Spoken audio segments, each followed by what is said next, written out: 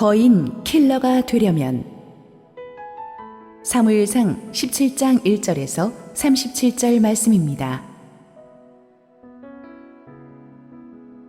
블레셋 사람들이 그들의 군대를 모으고 싸우고자 하여 유다에 속한 소고에 모여 소고와 아세가 사이에 에베스담밈에 진침해 사울과 이스라엘 사람들이 모여서 엘라 골짜기에 진치고 블레셋 사람들을 대하여 전열을 벌였으니 블레셋 사람들은 이쪽 산에 섰고 이스라엘은 저쪽 산에 섰고 그 사이에는 골짜기가 있었더라. 블레셋 사람들의 진영에서 싸움을 도두든 자가 왔는데 그의 이름은 골리앗이요 가드 사람이라.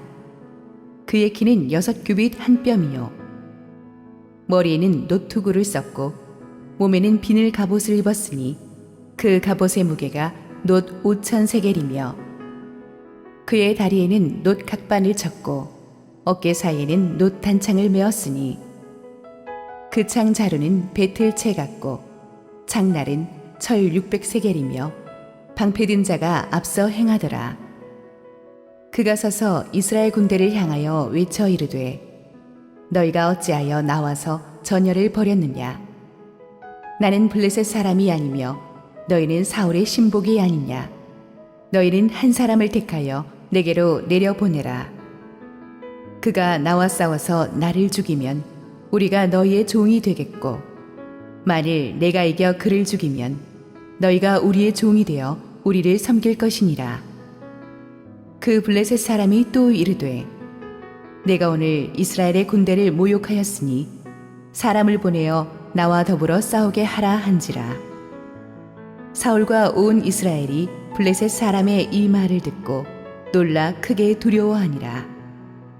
다윗은 유다 베들레헴 에브라 사람 이세라 하는 사람의 아들이었는데 이세는 사울 당시 사람 중에 나이가 많아 늙은 사람으로서 8 아들이 있는 중 그 장성한 세 아들은 사울을 따라 싸움에 나갔으니 싸움에 나간 세 아들의 이름은 장자 엘리압이요 그 다음은 아비나답이요 셋째는 삼마며 다윗은 막내라. 장성한 세 사람은 사울을 따랐고 다윗은 사울에게로 왕래하며 베들레헴에서 그의 아버지의 양을 칠 때에 그 블레셋 사람이 40일을 조석으로 나와서 몸을 나타내었더라. 이새가 그의 아들 다윗에게 이르되 지금 내 형들을 위하여 이 볶은 곡식 한 에바와 이 떡 10덩이를 가지고 진영으로 속히 가서 내 형들에게 주고 이 치즈 10덩이를 가져다가 그들의 천부장에게 주고 내 형들의 안부를 살피고 증표를 가져오라. 그때의 사울과 그들과 이스라엘 모든 사람들은 엘라 골짜기에서 블레셋 사람들과 싸우는 중이더라. 다윗이 아침에 일찍이 일어나서 양을 양 지키는 자에게 맡기고 이새가 명령한 대로 가지고 가서 진영에 이른즉 마침 군대가 전장에 나와서 싸우려고 고함치며 이스라엘과 블레셋 사람들이 전열을 벌이고 양군이 서로 대치하였더라. 다윗이 자기의 짐을 짐 지키는 자의 손에 맡기고 군대로 달려가서 형들에게 문안하고 그들과 함께 말할 때에 마침 블레셋 사람의 싸움 도두는 가드 사람 골리앗이라 하는 자가 그 전열에서 나와서 전과 같은 말을 하매 다윗이 들으니라. 이스라엘 모든 사람이 그 사람을 보고 심히 두려워하여 그 앞에서 도망하며 이스라엘 사람들이 이르되 너희가 이 올라온 사람을 보았느냐. 참으로 이스라엘을 모욕하러 왔도다. 그를 죽이는 사람은 왕이 많은 재물로 부하게 하고 그의 딸을 그에게 주고 그 아버지의 집을 이스라엘 중에서 세금을 면제하게 하시리라. 다윗이 곁에 서 있는 사람들에게 말하여 이르되 이 블레셋 사람을 죽여 이스라엘의 치욕을 제거하는 사람에게는 어떠한 대우를 하겠느냐. 이 할례 받지 않은 블레셋 사람이 누구이기에 살아계시는 하나님의 군대를 모욕하겠느냐. 백성이 전과 같이 말하여 이르되 그를 죽이는 사람에게는 이러이러하게 하시리라 하니라. 큰형 엘리압이 다윗이 사람들에게 하는 말을 들은지라. 그가 다윗에게 노를 바라여 이르되 내가 어찌하여 이리로 내려왔느냐? 들에 있는 양들을 누구에게 맡겼느냐? 나는 내 교만과 내 마음의 완악함을 아노니 내가 전쟁을 구경하러 왔도다. 다윗이 이르되 내가 무엇을 하였나이까? 어찌 이유가 없으리이까 하고 돌아서서 다른 사람을 향하여 전과 같이 말하매 백성이 전과 같이 대답하니라. 어떤 사람이 다윗이 한 말을 듣고 그것을 사울에게 전하였으므로 사울이 다윗을 부른지라. 다윗이 사울에게 말하되 그로 말미암아 사람이 낙담하지 말 것이라. 주의 종이 가서 저 블레셋 사람과 싸우리이다 하니 사울이 다윗에게 이르되 내가 가서 저 블레셋 사람과 싸울 수 없으리니 너는 소년이요 그는 어려서부터 용사임이니라. 다윗이 사울에게 말하되 주의 종이 아버지의 양을 지킬 때에 사자나 곰이 와서 양떼에서 새끼를 물어가면 내가 따라가서 그것을 치고 그 입에서 새끼를 건져내었고 그것이 일어나 나를 해하고자 하면 내가 그 수염을 잡고 그것을 쳐 죽였나이다. 주의 종이 사자와 곰도 쳤은즉 살아계시는 하나님의 군대를 모욕한 이 할례 받지 않은 블레셋 사람이리이까. 그가 그 짐승의 하나와 같이 되리이다. 또 다윗이 이르되 여호와께서 나를 사자의 발톱과 곰의 발톱에서 건져내셨은즉 나를 이 블레셋 사람의 손에서도 건져내시리이다. 사울이 다윗에게 이르되 가라 여호와께서 너와 함께 계시기를 원하노라. 할렐루야. 우리 하나님께 감사 영광의 박수 올려드리겠습니다. 축복된 주일 예배 오신 여러분 모두에게 또 온라인 생방송으로 함께 동참하고 계신 국내의 모든 성도님들에게 하나님의 은혜가 충만하기를 원합니다.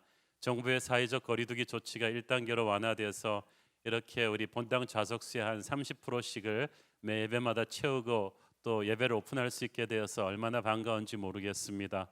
올해 정말 예배드리기 굴곡이 많았습니다. 한동안 텅 빈 본당에서 카메라만 보면서 설교하던 그 쓸쓸하던 마음을 여러분은 아실지 모르겠어요. 근데 우리 성도들 이렇게 다시 본당에서 뵙게 되니까 너무나 좋고 너무 감사하고 그렇습니다. 아무쪼록 하나님께서 30%가 아닌 100% 우리 모든 성도들이 본당을 가득 메우고 예배할 수 있는 날을 속히 주시기를 기도합니다. 우리 함께 기도하시고 말씀 보겠습니다. 사랑하는 아버지, 은혜를 감사합니다. 오늘도 하나님의 은혜가 충만한 주일입니다. 주께서 세상에 위축되고 눌린 우리의 심령이 말씀 듣고 살아나는 역사가 있게 하옵소서. 부족한 종을 감추시고 오직 우리 주님 홀로 영광 받으시옵소서. 예수님 이름으로 기도했습니다. 아멘. 지난주에 우리는 하나님께서 다윗을 사울 왕궁으로 들여보내셔서 사울을 섬기게 하시는 스토리를 살펴보았습니다. 왕궁으로 간 다윗은 사울의 무기를 드는 자가 되었고 또 수금을 타서 사울의 그 영혼을 편안하게 해주는 사역을 했어요. 다윗은 어렸지만 이스라엘의 다음 왕으로 기름 부으심을 받은 사람이었음에도 불구하고 때가 될 때까지 이렇게 겸손하게 낮은 자의 일을 하죠. 우리는 하나님께서 사람을 높이 세우시기 전에 그를 먼저 낮은 자의 자리에서 섬기게 하는 훈련을 거치게 하시는 것을 볼 수가 있습니다. 우리 주님께서도 나사렛의 몫으로 30년을 섬기고 나서 공생애를 시작하셨잖아요. 어떤 일을 하는가 이상으로 중요한 것은 어떤 마음으로 하는가입니다. 지난주에 우리는 다윗이 비록 미천한 일을 했지만 종의 일을 왕의 마음으로 하는 사람이었다는 것을 배웠습니다. 왕의 마음으로 기쁘게 감사하게 하니까 하나님이 다윗을 귀한 그릇으로 사용하실 수가 있었죠. 자, 그런데 하나님께서 그 이름 없던 목동 다윗을 순식간에 단 하루 만에 역사의 중심에 세우시게 되는 순간이 생각보다 빨리 찾아왔습니다. 위기가 기회라고 하더니 큰 국가적인 위기 상황이 계기가 되었습니다. 골리앗이라고 하는 무시무시한 장군이 이끄는 블레셋의 대군이 이스라엘의 국경 지역으로 파도처럼 몰려왔습니다. 그리고 이 골리앗과 골리앗이 이끄는 블레셋의 대군의 특성은 오늘날 교회를 공격하는 어둠의 세상 권세, 마귀의 권세와 흡사한 점이 너무나 많습니다. 첫째로 적은 우리가 약할 때 공격합니다. 1절에 보니까 블레셋의 대군이 몰려와서 이스라엘의 유다 남방 지역 소고로 몰려와서 이스라엘 군과 대치합니다. 블레셋은 우리가 알다시피 이스라엘과 오랫동안 국경을 맞대고 있으면서 가장 많이 이스라엘을 괴롭혔던 가장 무서운 무기와 군사력으로 무장한 그런 국가였어요. 그러나 그들은 40여 년 전에 1차로 사무엘이 이끄는 유대 군대에게 크게 대패해서 물러갔던 경험이 있습니다. 또 20여 년 전에 사울과 요나단이 이끄는 군대에 의해서 다시 한번 참패를 당하고 물러갔던 기억이 있습니다. 두 번의 큰 패전으로 인해서 기가 꺾인 블레셋은 한동안 이스라엘 근처에 얼씬도 못하다가 다시 일어난 거예요. 왜 블레셋이 다시 오게 되었는가? 이스라엘이 그 빌미를 주었습니다. 이스라엘 안에서 톱 리더십에 위기가 왔죠. 하나님의 영이 사울을 떠났어요. 사울이 하나님을 불순종했기 때문이죠. 그래서 사무엘과 사울이 결별을 했고 사울은 악신에 시달리면서 국정을 제대로 운영할 수가 없었어요. 이렇게 사울의 리더십이 예전 같지 않다니 첩보가 블레셋으로 들어가면서 블레셋은 그동안 절치부심 복수의 기회를 엿보고 있다가 때를 놓치지 않고 쳐들어온 거예요. 우리의 원수인 사탄이 우리를 언제 공격합니까? 치사하게도 우리가 가장 약할 때, 우리의 믿음이 허점을 보일 때 때를 놓치지 않고 공격해 올 것입니다. 베드로전서 5장 8절을 보십시오. 근신하라 깨어라 너희 대적 마귀가 우는 사자같이 두루다니며 삼킬 자를 찾나니. 여러분 여기서 삼킬 자가 누구겠어요? 저는 쉽게 표현해서 만만한 자를 찾나니. 누구를 삼킬 만하다고 보겠습니까? 누구를 만만하다고 보겠습니까? 사울처럼 영적으로 허물어진 사람이죠. 하나님과의 관계가 무너져 있는 사람이죠. 예배의 자리를 떠난 사람이죠. 성령의 보호막이 지키지 않는 사람을 딱 이 마귀의 군대는 알아차리고 공격해 옵니다. 그리고 블레셋에 대처하는 오늘 본문에 나오는 이스라엘의 너무나 무기력한 모습을 보면 블레셋의 공격 타이밍이 정확했었다는 것을 알 수가 있습니다. 적은 무섭고 강했습니다. 용장 밑에 약조롭다고 대개 그 군대의 대장을 보면 그 군대가 얼마나 강군인가를 우리가 알 수가 있죠. 4절에 보니까 블레셋 침략군의 선봉장으로 선 사람이 골리앗입니다. 그는 가드 사람이었다고 했습니다. 이 가드가 어디냐 하면 가나안 초기 원주민이었던 거인족 아낙 자손들의 후손들이 살고 있는 곳입니다. 여러분 아낙 자손 기억나십니까? 수백 년 전 여호수아의 정탐꾼들이 약속의 땅으로 들어왔을 때 눈에 띈 게 바로 아낙 자손이었어요. 하필이면 거대한 전사들이었죠. 아낙 자손 보고 너무나 놀라가지고 돌아가서 본영에 가서 뭐라고 보고합니까? 그 땅의 거인들은 너무나 사이즈가 커서 우리는 거기에 비교하면 메뚜기 떼와도 같으니 싸워봤자 게임도 안 된다고 말했습니다.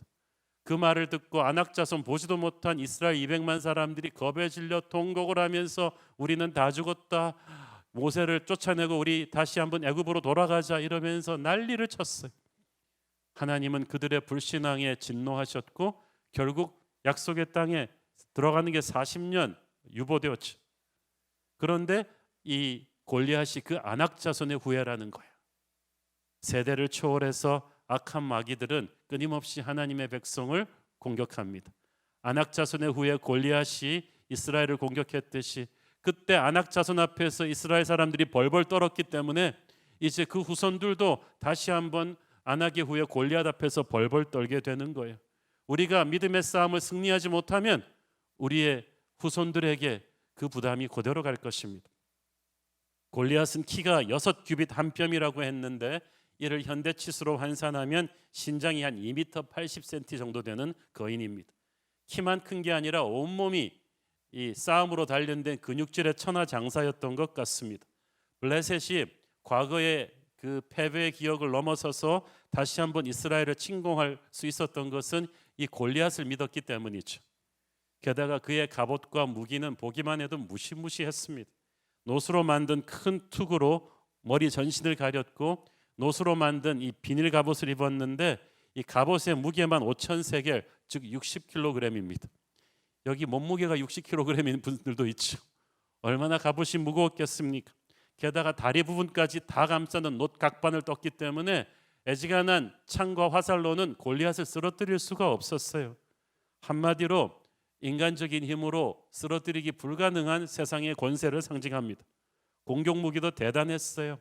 어깨 사이에는 놋단창을 메었는데 여기에 비상용 무기로 쓰는 표창 같은 창을 꽂고 다녔습니다. 거기다가 진짜 주무기인 창은 옷을 짜는 배틀체 모양 같았는데 나무로 만든 이 자루를 제외하고 창날 부분만 무려 7kg.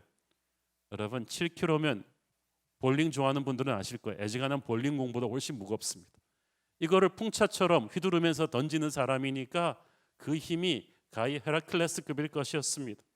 그런데다가 골리앗이 방패든 자를 또 자기 앞에 세웠다고 했어요. 고대 군대에서 이중으로 자기를 보호하던 전략인데 태산 같은 방패를 앞에 둬서 자기를 엑스트라로 커버하는 전략입니다. 한마디로 인간적으로 골리앗을 공격해서 뚫기는 어렵습니다. 이 무시무시한 갑옷과 무기는 오늘 막강한 돈과 권력과 세상적인 힘으로 무장하고 교회를 압박하는 마귀의 권세의 힘을 상징합니다. 사탄은 골리앗처럼 강합니다. 무섭습니다. 빈틈이 없습니다. 우리는 하나님의 전신갑주와 성령의 검이 아니고는 결코 인간의 힘으로는 골리앗을 꺾을 수가 없었어요. 그렇다고 또 골리앗이 가만히 있는 존재가 아니에요. 호전적입니다. 우리를 패배시키고자 합니다. 원래 타고난 큰 덩치에 머리끝부터 발끝까지 중무장한 골리앗은 그 모습 하나만으로도 이스라엘 백성 군사들에게 공포심을 심었는데 또 고함 소리는 병력 같아요. 그러니까 막 엄청나게 지르는 그 고함 소리가 이스라엘 백성들의 간담을 서늘하게 했습니다. 8절 읽습니다. 그가 서서 이스라엘 군대를 향하여 외쳐 이르되 너희가 어찌하여 나와서 전열을 벌였느냐? 나는 블레셋 사람이 아니며 너희는 사울의 신복이 아니냐? 너희는 한 사람을 택하여 내게로 내려보내라. 고대 근동 전쟁에서는 양 진영에서 대표로 나온 장소들끼리 나와서 맞짱을 떠서 더 큰 피를 흘리지 않고 양군의 승패를 결정하는 관습이 있었습니다. 지금 골리앗이 그거 하자는 거예요. 9절 읽습니다. 그가 나와 싸워서 나를 죽이면 우리가 너희의 종이 되겠고 만일 내가 이겨 그를 죽이면 너희가 우리의 종이 되어 우리를 섬길 것이니라. 골리앗은 자기가 이기면 온 이스라엘이 블레셋의 종이 될 거라고 했습니다. 골리앗은 자기가 진다는 생각은 눈꼽만치도 안 하고 있어요. 너무나 오만하고 너무나 공격적입니다. 세상 마귀의 권세는 자기 힘에 도취되어 있어요. 그래서 하나님의 백성들 앞에 나와서도 하나님을 모욕하면서 싸움을 걸죠. 세상의 힘들이 그렇습니다. 조금만 힘을 가졌다고 너무나 오만하고 자기보다 약한 사람들을 사정없이 짓밟으려고 해요. 권력을 함부로 휘두르는 권력자, 돈의 힘을 함부로 휘두르는 부자들 모두 골리앗의 영에 가득 차 있는 사람들이죠. 9절에서 골리앗은 이 싸움이 얼마나 무서운 파급 효과가 있는지를 알려줍니다. 어느 쪽이든 지는 쪽이 이기는 쪽의 종이 될 것이다. 이것이 우리가 처해 있는 영적 전쟁의 냉혹한 현실입니다. 여러분, 우리는 전쟁터에 나와 있어요. 스포츠 경기하는 거 아니에요. 스포츠 경기는 지면 그 다음 날을 기약할 수 있지만 전쟁은 지면 죽고 노예가 되는 거예요. 자기만 그렇습니까? 내가 대표하는 모든 가족과 나라가 다 노예가 되는 거예요. 협상은 없습니다. 중재도 없습니다. 대화도 없습니다. 오직 이긴 쪽만이 살아남을 수 있을 뿐이죠. 중립지대도 없어요. 우리의 모든 결정과 행동은 적을 이롭게 하거나 해롭게 할 것입니다. 살아가는 매 순간 우리가 내리는 결정에서 지금도 이 영적인 전쟁이 벌어지고 있어요. 하나님의 군대인 우리가 이 영적 싸움에서 패배하면 우리의 가정을, 우리의 교회를, 이 나라를 사탄의 영향권 안에 무너지게 내어주는 것입니다. 하나님의 나라가 확장하는 것이 그만큼 좌절될 거예요. 그래서 우리는 이 작은 곳이라도 지킬 임무를 받았어요. 우리는 승리하신 예수 그리스도의 이름으로 이 영적인 싸움에서 물러서지 않고 승리할 임무를 부여받았던 거예요. 이 자리를 우리가 물러서지 않고 지켜서 이기면 이 작은 싸움터에서 영적 전쟁의 이 시대의 향방이 바뀔 수가 있어요. 그 당시 안시성은 고구려가 소유한 거대한 땅 중에서 콩할 만한 작은 곳이었지만 이 안시성에서 물러나지 않았기 때문에 당태종은 30만 대군으로도 패배하고 돌아갈 수밖에 없습니다. 우리가 바로 안시성입니다. 우리가 바로 이 시대에 하나님이 믿고 있는 영적인 보루입니다. 마귀가 아무리 우습게 보고 압박하고 온다 할지라도 이 시대의 영적인 전사들의 기백은 죽지 않았어요. 우리는 비겁한 사울이 아니고 용감한 다윗이 될 것입니다. 하나님께서 이 위대한 일에 우리를 사용하시길 원하시는데 우리가에게 맡겨진 영적인 싸움을 비겁해서 도망가지 마십시오. 도망간다고 문제가 해결되지 않아요. 골리앗은 등을 보이지 않는데 왜 교회가 등을 보인단 말입니까? 골리앗은요, 초장에 물리치지 않으면 점점 가까이 압박하고 들어옵니다. 이스라엘 군대와 블레셋이 분명히 처음에 골짜기를 사이에 두고 대치하고 있었다고 했죠. 그런데 8절에 보면은 골리앗이 이스라엘에게 싸움 걸 때 뭐라고 해요? 너희들이 싸울 용수 하나를 내려보내라고 했어요. 그 말은 골리앗이 양쪽 진영이 대치하고 있는 그 골짜기 가운데로 내려가서 기다리고 있었다는 거예요. 그런데 그렇게 40일이 지나고 나서 다윗이 도착하던 40일째 되던 날은 골리앗이 서 있는 위치가 바뀌었어요. 25절을 보세요. 이스라엘 사람들이 이르되 너희가 이 올라온 사람을 보았느냐? 올라온 사람이 누구예요? 골리앗이에요. 그 말은 무슨 말이냐 하면 처음에는 골짜기 밑에서 싸움 걸던 골리앗이 40일 밤낮을 와서 이스라엘한테 압박을 가하면서 점점 이스라엘 진영으로 올라왔다는 얘기죠. 그런데도 아무도 끽소리도 못했어요. 40일째 다윗이 당도했을 때는요, 거의 이스라엘 진영이 보이는 데까지 올라와 있었을 거예요. 그렇게 고함 지르고 있었어요. 여러분, 마귀와 싸움을 피하면 어떻게 됩니까? 점점 가까이 옵니다. 점점 더 나와 내 사랑하는 사람들과 교회와 민족을 위협하면서 점점 가까이 압박해 올 것입니다. 초장에 골리앗을 죽여야 해요. 그런데 오늘의 본문에서 우리는 골리앗 앞에 너무나 무기력한 사울 왕과 그 부하들을 보지 않습니까? 사실 객관적인 전력으로 봐도요, 이스라엘 군대 중에서 골리앗과 맞짱 뜰 수 있는 유일한, 그래도 가장 싸워서 이길 찬스가 있는 인물은 사울 왕이었어요. 일단 사이즈만 봐도 그래요. 우리가 전에 성경에 나왔죠. 사울 왕은 키가 커서 보통 사람 장정보다 머리 하나는 더 컸더라. 골리앗이 2m 80이라면 그러니까 사울은 2m 한 30은 됐을 거예요. 체격은 제일 크잖아요. 그리고 20년간의 전쟁을 통해서 싸움 경험도 굉장히 많습니다. 게다가 왕이에요. 백성들을 위해서 목숨을 걸어야 되는 게 왕 아니에요? 골리앗도 이스라엘 군대에게 도전할 때 뭐라고 합니까? 너희는 사울의 신복이 아니냐? 그 말은 무슨 말이에요? 정 싸울 사람 없으면 사울 네가 나오라, 이 말이에요. 그러면 자존심이 조금이라도 있다면 사울이 나가서 싸우다 죽는 한이 있더라도 나와야 되는데 이미 사울은 하나님의 영이 떠났어요. 하나님의 영이 떠나면 그에게 뭐가 임해요? 악령이 임해요. 악령은 두려움의 영이에요. 못 싸워요. 11절 읽습니다. 사울과 온 이스라엘이 블레셋 사람의 이 말을 듣고 놀라 크게 두려워하니라. 성경은 나오는 순서가 중요해요. 사울과 온 이스라엘이라는 말은 사울부터 시작해서, 그러니까 사울부터 먼저 놀라고 크게 두려워하니까 도미노처럼 전부 다 놀라고 두려워한 게 번진 거예요. 사울이요, 이때까지는 잘 나가던 왕이었어요. 애지간한 싸움에서 패한 적이 없으니까 하나님이 도와주신 그 승리를 자기 힘으로 착각하고 있었어요. 그런데 이제 임자를 만났어요.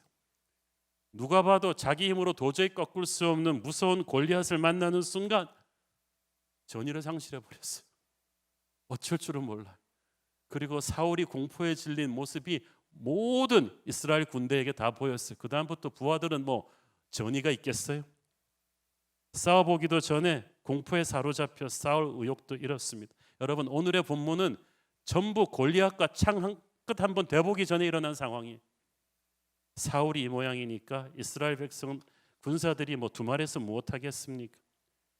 인간의 힘만으로 싸우려는 사람은 자기보다 더 강한 상대 앞에서 이렇게 비굴해집니다. 인간의 힘으로 어찌할 수 없는 원수 사단의 세력이 골리앗이라고 할 때 인간적인 힘으로 골리앗과 맞서면 이렇게 비참해집니다. 자, 그렇다고 왕체면에 물러날 수는 없으니까 군대를 이끌고 블레셋과 마주해서 지는 쳤지만 골리앗이 나와서 천둥같이 창을 휘두르며 구함칠 때마다 깜짝깜짝 놀라죠. 16절을 보니까 이런 치욕스러운 상황이 40일 밤낮을 계속되었다는 거예요. 여러분, 좋은 사람도 40일 보면 질리는데 40일 밤낮을 이 골리앗의 공포 밑에서 살았습니다. 물러서자니 창피하고 싸우자니 자신이 없고, 이것이 바로 능력이 고갈된 상태에서 자리 보존만 하려는 인간적인 리더의 비참한 모습이에요. 이럴 바에는 리더를 안 해야 돼요. 오늘날에도 많은 하나님의 백성들이 이런 갈등을 겪고 있어요. 인간적인 노력으로 애지간한 일들은 잘 헤쳐오다가 골리앗 같은 엄청난 장애물 앞에서는 꼼짝을 못하는 무기력한 모습. 그래도 자존심은 좀 있어가지고 항복은 못해요. 그렇다고 하나님 앞에 간절히 무릎 꿇고 매달리는 겸손한 영성도 없어요. 결국 남은 초이스는 어정쩡하게 자리 보존하면서 날마다 골리앗의 고함 들으면서 덜덜 떨면서 자기 자리만 지키는 비겁한 모습. 사울의 무기력함은 이미 예견된 일이었습니다. 사울같이 비겁한 리더를 믿고 전쟁터에 나와 있는 백성들이 불쌍하죠. 사울은 지금 그 인간적 리더십의 한계를 보여주고 있어요. 어려운 일은 우리의 노력으로 해낼 수 있어요. 그러나 불가능한 일은 노력해서 되는 게 아니에요. 이런 위기는 우리의 실체를 드러냅니다. 큰 소리 뻥뻥 치던 병사도 전쟁터에 나가면 덜덜 떠는 사람 많잖아요. 승패는 이미 마음에서부터 결정되는 거예요. 아직 골리앗과 칼 한 번 맞대본 적도 없는데 그 무서운 고함 소리와 모습만으로도 사울과 이스라엘 군대 모두가 전의를 잃었습니다. 이미 심리전에서 졌어요. 40일 동안 그들은 이미 수십 번 죽은 거예요. 우리 인생에서도 이런 골리앗 같은 엄청난 장애물과 맞부딪히는 경우가 있습니다. 골리앗은 세상 권세입니다. 막강한 군사력일 수도 있고 엄청난 돈의 힘일 수도 있습니다. 성적인 유혹일 수도 있고 매스컴의 파워일 수도 있습니다. 너무나 힘든 직장 상사일 수도 있어요. 어떤 분은 자기 아내가 골리앗이라고 하는 분도 있었는데 어떤 분에게는 자기의 성격이 극복할 수 없는 골리앗이기도 합니다. 여러분의 골리앗이 무엇이건 간에 이때까지 해오던 방법으로는 안 되죠. 인간적인 방법으로는 이길 수가 없죠. 골리앗은 골리앗적인 방법으로 이길 수가 없어요. 세상의 힘은 세상의 힘으로 이길 수가 없어요. 블레셋의 골리앗을 꺾기 위해서 이스라엘이 골리앗 비슷한 사이즈의 거인을 찾아야만 했습니까? 찾을 수도 없을 뿐더러 그렇게 되는 게 아니에요. 골리앗은 또 하나의 골리앗으로 꺾는 게 아니라 골리앗은 다윗이 죽입니다. 골리앗은 세상의 창칼이 아니라 믿음의 물맷돌로 죽이는 거예요. 1순위로 골리앗과 싸워야 했던 사울이 이렇게 비굴하게 벤치에 웅크리고 있는 동안에 하나님이 타석에 세우기 위해 준비하는 전혀 뜻밖의 사람 다윗이 부상합니다. 저는 이 설교 제목을 거인 킬러라고 하면서 다윗을 거인 킬러라고 정했습니다. 왜냐하면 모든 사람들이 두려워하는 거인 골리앗을 다윗만 죽일 생각을 했기 때문이에요. 그리고 실제로 죽였기 때문이에요. 여러분, 죽일 생각을 해야 실제로 죽이죠. 이길 생각을 해야 실제로 이기죠.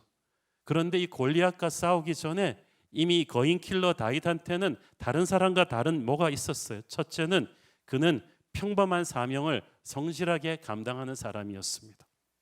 사실 정석대로라면 다윗에게는 골리앗과 마주할 찬스조차 주어지지 않았을 거예요. 아버지 이새에게는 8아들이 있었는데 전쟁에 징집되려면 20살 이상이 돼야 되니까 첫째, 둘째, 셋째만 참전 중이었어요. 나머지 아들들은 다윗 포함해서 집에서 아버지를 도와서 일하고 있었어요. 그러니까 다윗이 골리앗과 싸우려면 그래도 전쟁터에는 나가 있어야 될 거 아니에요. 그러니까 이 정상적인 루틴대로라면 그럴 찬스도 없었는데 하나님이 그 계기를 만들어 주셨습니다. 카메라가 갑자기 11절에 막 골리앗과 팽팽하게 마주쓰면서 사울과 이스라엘 군대가 두려워하고 있는 장면을 아주 긴박하게 하면서 그 다음 카메라는 이 골리앗을 무너뜨릴 전략회로 가야 되는데 갑자기 아름다운 평화로운 음악과 함께 베들레헴으로 쫙 카메라가 와요. 왜냐하면 하나님은 인간이 생각하는 전혀 다른 방법으로 골리앗과 맞설 준비를 하고 계셨던 거예요. 다윗이 나옵니다. 아버지 이새가 전장터에 나가 있는 형들에게 식량을 갖다 주라는 심부름을 시킵니다. 이걸 좀 여러분한테 상황 설명을 드려야 되는데, 당시 이스라엘의 군대 조직은 평상시에도 편성되어 있는 정규군 조직이 아닙니다. 전쟁이 발발할 때마다 비로소 12지파 전체에서 20살 이상의 남자들을 징집해서 군대를 조직했습니다. 정규군이 아니니까 비축된 군량미가 없겠죠. 그래서 항상 중요한 문제 중에 하나가 식량 조달이었어요. 그래서 이스라엘의 전쟁은 전투가 벌어질 때마다 이 각자 자기 식량을 가지고 와서 치르는 단기전이었어요. 이번에도 그런 줄 알았어요. 아무도 40일 동안이나 이 소강 상태가 지속될 줄 몰랐죠. 그러니까 전쟁이 이렇게 예상보다 오래 지속되면 식량이 떨어지겠죠. 그럼 집에 남아 있는 가족들이 이 전장터에 있는 병사들에게 알아서 식량을 이렇게 보내는 경우가 많았습니다. 그래서 아버지 이새가 이 베들레헴에서 이 전장터 이 소고까지는 얼마 되지 않아요. 한 몇 시간 빠르게 달려가면 갈 수 있는 거리이기 때문에 형들 식량 날라다 주라고 다윗을 보낸 거예요. 그러니까 다윗은 싸우러 전쟁터에 간 것도 아니고 호기심에 전쟁터 구경하러 간 것도 아니에요. 아버지 이새의 심부름으로 순종해서 간 것입니다. 여러분, 다윗이 겸손하다는 거 말씀드렸죠. 다윗이 만약에 아버지한테 이렇게 항의했다면 어떻게 됐을까요? 아버지, 듣고 보니까 좀 기분 나쁘네요. 아버지, 저 누군지 모르세요? 아버지 아들 보통 사람 아니에요. 지난번에 사무엘 선지자님이 저한테만 기름 부었잖아요. 다음 왕으로. 아버지, 그럼 저를 좀 귀하게 대하셔야 되는 거 아니에요?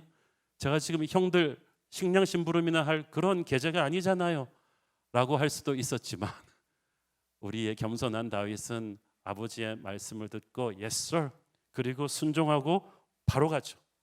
어느 정도로 바로 가냐면 20절에 보니까 다윗이 아침 일찍 일어나서 아버지가 명령한 대로 음식과 물을 가지고 또 전장터로 달려갔다고 했어요. 일찍 일어나서 달려갔다. 그 말은 무슨 말이야? 다윗이 기쁘고 감사한 마음으로 열정을 가지고 했다는 거예요. 아니, 자기가 주인공으로 싸우는 것도 아닌데 형들 도시락 날라다 주는 심부름이나 하는 것을 다윗이 아침 일찍 열정을 가지고 했어요. 그리고 그 작고 온전한 순종을 통해서 하나님께서 다윗을 이스라엘 전체의 영웅으로 부상시켜주는 터닝 포인트가 될 줄 누가 알았겠습니까?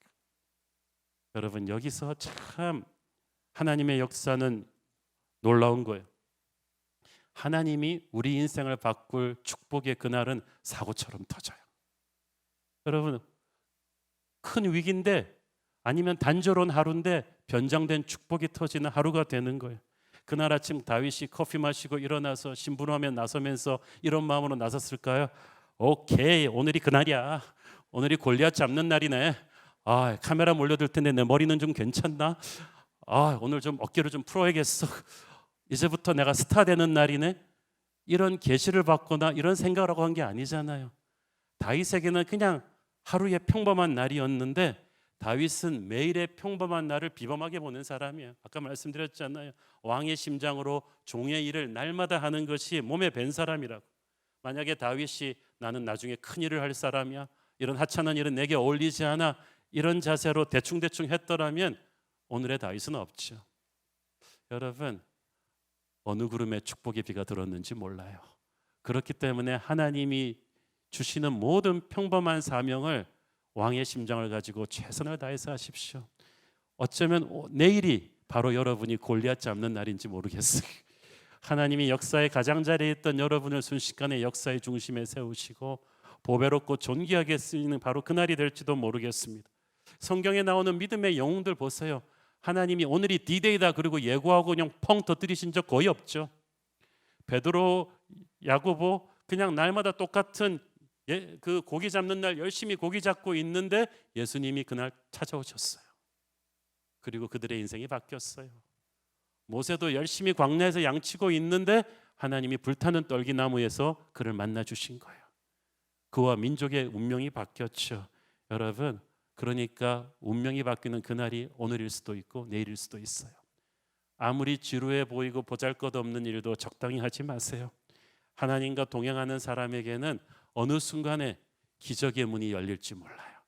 다윗에게 지금 그런 일이 일어난 거예요. 둘째로 다윗은 하나님의 도우심으로 이 겹겹이 둘러싼 열악한 조건을 극복해냈습니다.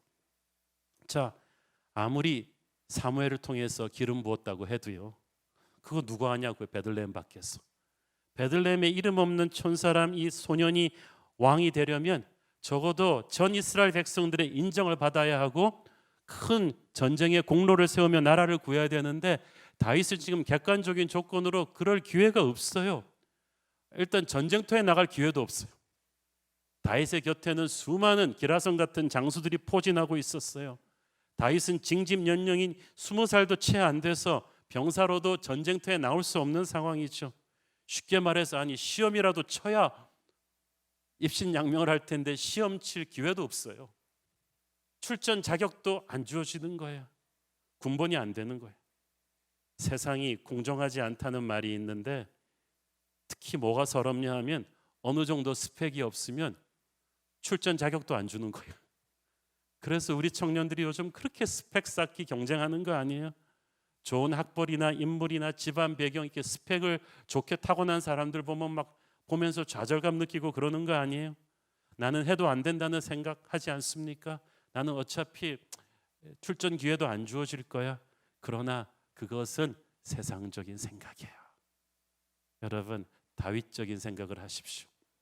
하나님의 일을 할 때 우리가 자질이나 세상적인 스펙이 부족해서 출전 자격이 이 세상은 안 줄 거라고 생각할 수도 있겠습니다만은 하나님은 우리의 부족한 스펙을 하나님의 은혜로 기가 막힌 방법으로 엎으셔서 우리를 쓰실 거예요. 그러므로 중요한 것은 상황이 얼마나 힘드냐, 세상이 요구하는 스펙 조건이 얼마나 까다로우냐가 아니라 얼마나 신실하고 온전한 마음으로 하나님께 헌신되어 있느냐, 그게 중요한 거죠.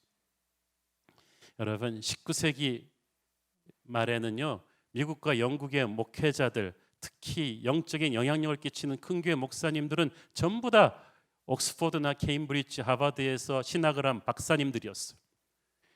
그래서 그렇게 큰 설교 목회를 하는 목사님이 되려면 이렇게 가방끈이 길어야 된다는 인식이 모두가 갖고 있었는데 그것을 깨버린 인물이 나타났어요. 바로 미국 시카고에서 구두수송공 출신의 초등학교밖에 안 되는 D.L. 무디라는 인물이 미국과 영국에서 수백만의 사람들에게 복음을 전도하는 사람이 되었습니다. 그가 가방끈이 짧은 목사라고 비웃던 케임브리지 학생들도 그가 가서 설교한 지 3일 만에 다 꼬꾸라져 버렸어요. 하나님이 그 시대에 자격 조건도 안 되던 D.L. 무디에게 그 어떤 세상의 스펙도 감당할 수 없는 능력을 부어주셨기 때문이죠. D.L. 무디를 쓰신 하나님께서, 다윗을 들어 쓰신 하나님께서 부족하기 짝이 없는 저와 여러분도 들어 쓰실 것을 믿습니다. 마지막으로 다윗은 하나님의 영광에 사로잡힌 사람이었어요. 다윗이 전장터에 도착했을 즈음에 마침 양쪽 부대가 고함치며 대치하는 41일째 되는 날이었던 것 같아요. 그 다윗이 형들을 만나서 도시락 전달하고 이런저런 이야기를 나눴을 때 마침 상대 진영에서 걸어 나오고 있는 골리앗을 보았어요. 아까 말씀드렸죠. 40일 동안 날마다 가까이 접근해 와서 41일째 됐을 때 다윗이 갔을 때쯤엔 어느 때보다도 가까운 거리에서 골리앗을 본 거예요. 그리고 쩌렁쩌렁 걸리는 큰 목소리로 이스라엘 병사들을 위협합니다. 41일째 그 얘기를 듣고 산 이스라엘 병사들은 꽉 눌려 있는데 다윗은 그날 골리앗을 처음 봤어요. 생전 본 적 없는 거대한 골리앗의 흉포한 모습과 무서운 고함 소리에 다윗도 처음엔 많이 놀랬겠죠. 그런데 그러면 사울 왕과 병사들은 40일 동안이나 골리앗을 보면서 마음의 준비가 단단해져서 이제 좀 나아졌을까요? 천만의 말씀. 24절 정말 창피합니다. 이스라엘 모든 사람이 그 사람을 보고 심히 두려워하여 그 앞에서 도망하여. 이런 걸 가르쳐서 쇼를 한다는 거예요. 41일째 되니까요, 두려워하는 정도가 아니라 아직 창 한 번 맞댄 적도 없는 적이 두려워서 도망하고 있습니다. 40일째 그들이 어떻게 살아왔는가를 볼 수가 있죠. 40일 아침 저녁을 그들은 골리앗 보고 큐티하면서 보낸 거예요. 아침에도 골리앗, 저녁에도 골리앗. 시작과 끝을 날마다 예배하는 게 아니라 날마다 골리앗을 예배하면서 살았어요. 여러분, 아침 저녁으로 뉴스 보면서 사는 사람들이 맨날 골리앗 보며 사는 사람이랑 똑같아요. 기도 시간보다 예배 시간보다 날마다 뉴스 보는 시간이 더 긴 사람들, 여러분이 이렇게 영적으로 무기력한 이유가 뭔지 아시겠어요? 골리앗을 계속 묵상하니까 암만 시간이 가도 영적으로 담대해질 리가 있어요? 아직 골리앗이 얼마나 센지 가서 싸워본 사람 한 명도 없어요. 그런데 순전히 마귀가 심어놓은 심리전에 매달려. 우리는 골리앗보다 약한데, 우리는 메뚜기인데, 싸움은 죽은 목숨인데 심리적인 패배감에 점점 눌렸어요. 마귀의 작전이 기가 막히지 않습니까? 여러분, 실제로 붙어보면 마귀 그렇게 세지 않아요. 그런데 허장성세를 얼마나 잘하는지 우리 안에 두려움과 근심의 공격을 아무나 많이 심었어요. 아직 우리 중에 마귀랑 직접 칼대보지도 않았는데 최악의 미래를 상상하며 적의 최상의 공격력을 상상하고 나는 최악으로 무기력하게 만듭니다. 영적인 전쟁이 이런 식으로 하면 시간 간다고 나아지는 게 아니에요. 여러분, 오히려 교회 오래 다닌 사람들이요, 교회 다닌 지 얼마 안 된 사람보다 영적으로 약한 경우가 많아요. 옛날에 초대교회에서 순교자들이요, 그 주일에 세례받고 그 다음날 가서 순교한 사람들이 오히려 더 담대했다고 해요. 교회 오래 다닌 사람들이요, 영적으로 강할 것 같은데 오히려 공포심이 더 컸다는 거예요. 왜? 골리앗을 40일 동안 너무 오래 보고 있었어요. 그게 사울과 이스라엘의 문제였어요. 다윗의 특징, 골리앗을 그렇게 오래 보지 않았다는 거. 그날 아침에 보고 그날 싸워서 꺾었어요. 여러분도 그렇게 해야 돼요. 골리앗을 너무 가지고 큐티를 할 필요가 없어요. 내가 다른 것도 바쁜데 골리앗 그렇게 오래 묵상할 여유가 없잖아요. 하나님의 사람이 돌파구를 마련하지 않으면 이 영적 교착 상태는 끊어지질 않습니다. 그들은 40일 동안 현상 유지한 게 아니라 패배감에 눌려서 서서히 죽어가고 있었어요. 그래서 처음에는 두려워하던 사람들이 41일째는 이제 도망까지 하는 거예요. 둘째, 그런 와중에서도 이 사람들이 참 마음은 콩밭에 가 있었어요. 25절 보세요. 이스라엘 사람들이 이르되 너희가 이 올라온 사람을 보았느냐? 참으로 이스라엘을 모욕하러 왔도다. 그를 죽이는 사람은 왕이 많은 재물로 부하게 하고 그의 딸을 그에게 주고 그 아버지의 집을 이스라엘 중에서 세금을 면제하게 하시리라. 아니, 골리앗 두렵다고 그냥 공포에 떨던 인간들이 야, 그래도 골리앗 죽이면 상이 이만큼 된대. 이게 사람들의 비겁한 양면성 아닙니까? 골리앗과 싸우기는 두렵지만 골리앗을 죽여서 오는 보상금은 관심이 있어요. 이것이 하나님의 임재가 떠난 타락한 하나님의 군사들의 모습이에요. 이런 한심한 상황의 원인 제공을 한 게 사울 왕이죠. 앞서 얘기했듯이 이스라엘에서 골리앗과 맞짱 뜰 수 있는 1순위는 사울 왕이었어요. 그런데 사울 왕이 두려움에 사로잡혀서 자기가 싸울 용기가 없으니까 차선책으로 뭘 합니까? 야, 포상금 걸어. 아주 뻑적지근하게 걸어. 그래가지고 공주와 결혼도 시켜주고 엄청 세금 평생 면제 뭐 이렇게 하면서 다 걸었지만 이런 엄청난 포상금에도 불구하고 아무도 자기 목숨 바쳐서 골리앗과 싸우겠다는 사람은 없어요. 인간적인 동기부여는 이게 끝이에요. 무엇을 하는가 보다 무엇을 위해 하는가가 너무나 중요한데 세상 사람들은 세상적인 보상을 위해서 싸우죠. 그러니까 이런 군대는 암만 많아도 모래알입니다. 골리앗이 가까이 오면 공포에 질려서 아무것도 못합니다. 그러나 다윗은 하나님의 사람은 완전히 다른 마인드로 이 문제를 접근하죠. 그래서 40일 동안 그 아무도 깨지 못했던 이 교착 상태를 순식간에 깨버립니다. 다윗이 물맷돌을 던지기 전에 여기서부터 다윗의 승리가 시작되죠. 26절 읽습니다. 다윗이 곁에 서 있는 사람들에게 말하여 이르되 이 블레셋 사람을 죽여 이스라엘의 치욕을 제거하는 사람에게는 어떠한 대우를 하겠느냐? 이 할례받지 않은 블레셋 사람이 누구이기에 살아계시는 하나님의 군대를 모욕하겠느냐? 할례받지 않은이라는 말은 하나님의 백성이 아닌 저자가 감히 어찌 하나님을 모욕하느냐? 다윗한테는 그게 들렸어요. 여러분, 같은 걸 보고 들어도요, 어떤 마음으로 보고 듣는가에 따라서 완전히 다릅니다. 40일 동안 골리앗을 보면서 이스라엘 사람들은 하나님의 영이 없으니까 뭘 생각합니까? 야, 저 칼 좀 봐봐. 저 갑옷 좀 봐라. 저 주먹 봐라. 저 키 봐라. 40일 동안 골리앗을 샅샅이 분석을 하는데 분석하면 할수록 절망해. 아무도 다윗처럼 골리앗을 죽일 생각을 하지 못했어요. 아무도 이 골리앗이 하나님을 모독하고 있으니 분노해야 된다는 생각을 하지를 못했어요. 공포심이 너무나 커서.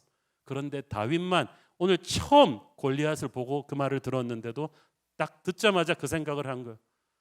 저 인간이 하나님을 모독하고 있잖아. 다윗한테는 그게 들렸어요. 성령이 그 안에 있었기 때문이에요. 그래서 하나님이 다윗을 이뻐하지 않을 수 있겠어요? 골리앗은 다른 사람들에게는 공포의 존재였지만 다윗에게는 성령 모독자예요. 그러므로 죽여야 돼요. 처음으로 골리앗을 죽인다는 것을 말로나마 누가 해본 거예요. 그래서 다윗이에요. 다윗이 골리앗의 사이즈에 겁먹지 않고 하나님을 모독했다는 사실에 분노한 것은 그가 그만큼 하나님을 사랑했기 때문이에요. 여러분이 무엇에 대해서 분노하는가는 여러분이 무엇을 사랑하는가를 보여주는 거예요. 돈을 사랑하는 사람은요, 누가 자기 새로 산 차 기스만 내도 막 불같이 분노합니다. 하나님의 영광을 훼손하면 그럴 수도 있지 뭐, 그러던 사람이 자기가 뭘 사랑하는가에 따라서 뭐에 분노하는가가 나오는 거예요. 다윗은 아무도 생각하지 않은 살아계신 하나님의 영광에 대해서 그렇게 분노한 거예요. 물질적인 포상만 생각하는 사울의 부하들, 자기 목숨 건질 생각만 하는 사울의 군대와는 차원이 다른 하나님의 영광에 대한 열정이 다윗에겐 있었다는 거예요. 여러분, 우리가 하나님을 위해서 일하면 하나님이 상을 주실 수도 있죠. 그러나 그게 우리의 목적은 아니죠. 우리의 목적은 하나님의 영광입니다. 그 영광을 위해 살기로 헌신해야 두려움이 사라지는 거예요. 덩치 큰 이스라엘 병사들, 싸움 잘하는 이스라엘 병사들 모두 골리앗의 모습에 겁에 질렸는데 소년 다윗이 겁에 질리지 않았던 것은 골리앗에 대한 두려움보다 하나님을 사랑하는 열정이 더 컸기 때문이에요. 여러분, 믿음이 있어야 두려움을 넘어설 수 있어요. 하나님을 사랑해야 골리앗에 눌리지 않는 거예요. 그러므로 골리앗을 이기는 길은 골리앗을 너무 묵상하지 않는 거예요. 세상을 이기는 길은 세상을 너무 바라보지 않는 거예요. 하나님을 바라보면서 나갈 때 우리는 세상을 이길 수가 있어요. 모든 것이 부족하지만 하나님의 영광을 향한 열정이 있는 다윗의 마음에서 이미 전쟁은 끝났어요. 이미 다윗은 그 입술의 고백과 그 마음의 열정으로 골리앗을 죽였어요. 이제 그걸 확인하러 나갈 일만 남았어요. 여러분, 우리는 영적으로 너무나 암울한 시대에 살고 있어요. 이스라엘 군대를 깜빡깜빡 두려움에 기죽이고 있는 골리앗과 블레셋 군대처럼 세상의 권세가 하나님의 교회를 압박하고 하나님의 영광을 모독하는데도 끽소리도 못하고 있는 이 시대에 하나님께서 저와 여러분을 주의 영광을 위해서 싸울 다윗으로 부르셨습니다. 어찌 그 부르심에 도피할 것입니까? 이 부르심이 영광스럽지 않습니까?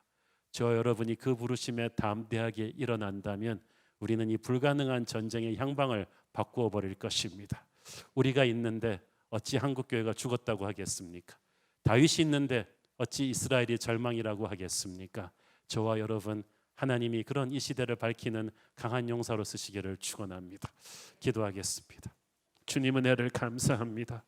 어두움으로 가득한 이 세상, 골리앗의 블레셋에게 압도당하는 이스라엘 군대와도 같이 교회가 무기력해 보이는 이 세상에 한 사람 소망 같은 다윗으로 우리를 사용하여 주시옵소서.